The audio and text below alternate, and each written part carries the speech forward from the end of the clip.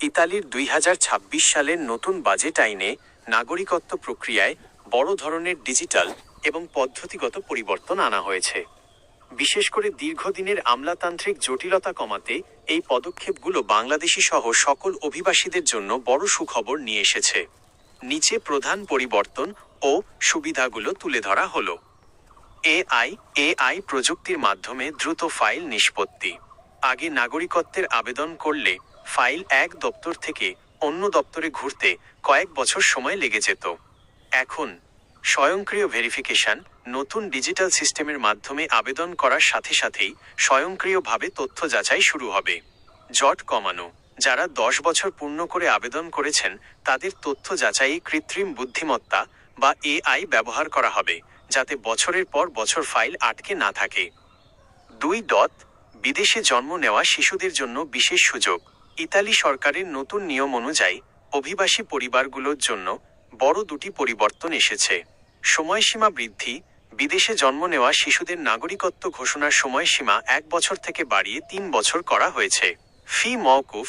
1 জানুয়ারি 2026 থেকে এ ধরনের ঘোষণার জন্য নির্ধারিত 250 ইউরো ফি বাতিল করা হয়েছে। 3. স্মার্টফোনে লাইভ ট্র্যাকিং।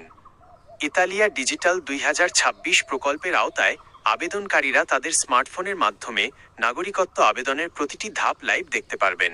এর ফলে দালালি বা অস্বচ্ছতা কমবে এবং আবেদনকারী নিজেই জানতে পারবেন তার ফাইল কোন পর্যায়ে আছে।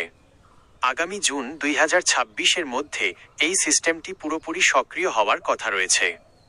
4. নুল্লাওস্তা ও ভিসা প্রক্রিয়ায় গতি। নতুন নিয়মে দক্ষ এবং বৈধ অভিবাসীদের দ্রুত মূলধারায় যুক্ত করার লক্ষ্য নিয়েছে ইতালি। যারা সিজনাল ভিসায় এসে নিয়ম মেনে চলছেন এবং পরবর্তীতে স্থায়ী হওয়ার পরিকল্পনা করছেন, তাদের জন্য স্থায়ী হওয়ার পথ এবং নাগরিকত্ব পাওয়ার প্রক্রিয়া আগের চেয়ে সহজ করা হচ্ছে। আপনার জন্য প্রয়োজনীয় টিপস।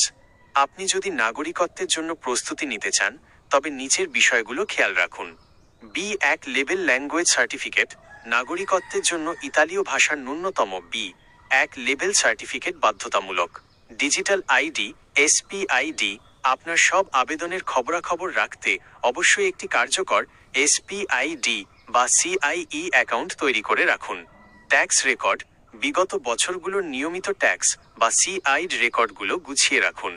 আপনি কি বিশেষ কোনো ক্যাটাগরিতে, যেমন 10 বছর পূর্ণ হওয়া বা ফ্যামিলি সোর্সে, নাগরিকত্বের আবেদন করার পরিকল্পনা করছেন?